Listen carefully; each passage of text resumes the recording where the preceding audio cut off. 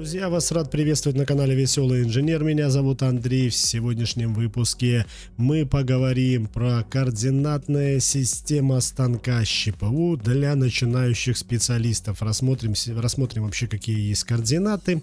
Сначала немножечко теории, а потом мы перейдем в эмулятор, и вам вообще станет понятно, какие системы координат существуют в станках, как они направлены и для чего они применяются. Итак, что же это такое? Работа станка ЩПУ тесно связана с системами координат. Оси координат станка располагают, как правило, параллельно направляющим, что позволяет при программировании обработки в управляющей программе непосредственно указывать направление и величины перемещения рабочих органов. С целью облегчения эксплуатации станков ЩПУ в них установлено единое направление координатных осей, обязательное для всех изготовителей. В качестве единой системы координат для всех станков с ЩПУ в соответствии с ГОСТ 23597/79 года принята стандартная правая декартовая система координат, при которой оси X, Y и Z указывают положительное перемещение инструментов относительно подвижных частей станка. А вот такая вот система. Естественно, для чего она нужна? Да, для того, чтобы вы могли указывать числовые значения, и все органы вашего станка перемещались, так сказать, под вашим контролем. Итак, двухосевое оборудование. Да, двухосевое оборудование, это, естественно, у нас идет, к примеру, берем токарный станок с ЩПУ. Как вы видите, две основных оси у него. Это Z, это ось, которая параллельно направляющим, и ось X, которая перпендикулярна направляющим. Она, видите, ось Y идет вверх, она здесь у нас просто как бы и не видна. Вот такая вот система координат токарного оборудования ЩПУ. Оборудование, имеющее более 3 осей. Вот, к примеру, берем какой-нибудь фрезерный станок с ЧПУ.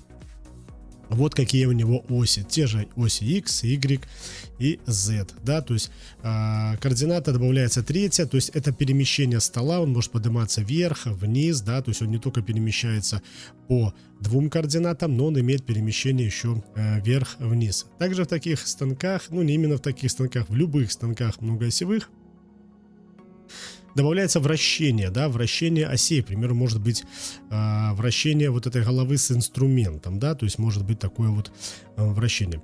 И как же потом понять, где же положительные значения выбирать или отрицательные при написании программы? Итак, определение положительного направления оси. Вернемся опять же к этому фрезерному, да, станочку, да, вот у него 3 оси. И смотрите, как определяется. Берется рука, выставляется вот таким образом пальцы, да, и направление ваших пальцев указывает плюсовые стороны, плюсовые направления осей координат вашего станка ЩПУ. Если же одна из осей дополнительная, да, имеет вращение, то параллельно этой оси ваш большой палец поднимается вверх, и сторона, где остаются вот эти 4 пальца вашей руки, то есть сторона в эту сторону вращения, будет являться положительным или иметь знак плюс. Давайте перейдем сейчас в эмулятор и посмотрим уже вживую на станке, как располагаются наши оси координат. Итак, вот мы с вами находимся в таком эмуляторе, да. И вот смотрите, оси, которые мы с вами только что обсуждали. Вот эти 3 оси. Z, Y, да. Z, Y и X. Вот 3 оси. То есть, соответственно, ось Z это ось продольного перемещения, да. Но если это токарный станок, естественно, да, продольного перемещения режущего инструмента. Ось Z это поперечное перемещение, и ось Y у нас попросту не участвует в процессе обработки. Я думаю, что вот видите, как это выглядит вот так на станке. Видите, Y идет вверх, поэтому здесь вот эти 2 оси. Давайте для наглядности возьмем любую программу и просто пробежимся, да, посмотрим, как она будет работать. Вот мы взяли любую программу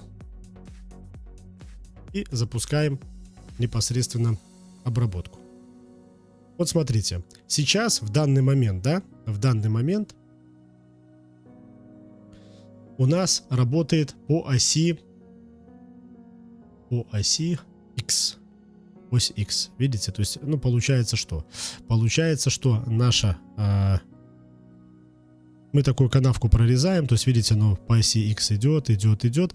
Потом смещается по оси Z в сторону, да, чтобы еще дальше делать канавку. И вот можно посмотреть даже по управляющей программе. Да? То есть, подходит инструмент, выходит на определенные координаты. X 52. Z минус 33. То есть от этой нулевой точки детали на 52 миллиметра отходит сюда и смещается, соответственно, в сторону шпинделя на 33 миллиметра. И дальше уже задано программно смещение для получения определенной канавки. Кстати, здесь вы видите, что здесь есть 3 вот таких вот точки, да, основных. Это 0 детали, 0 станка и 0 инструмента. Об этих нулях, об этих координатах, вообще точках, да, на станке, они очень важны. Мы поговорим в одном из следующих видео. Надеюсь, теперь, что такое координаты и как по ним перемещается инструмент, вам понятно. Если нет, задавайте вопросы в комментариях. Всем добра. Пока-пока.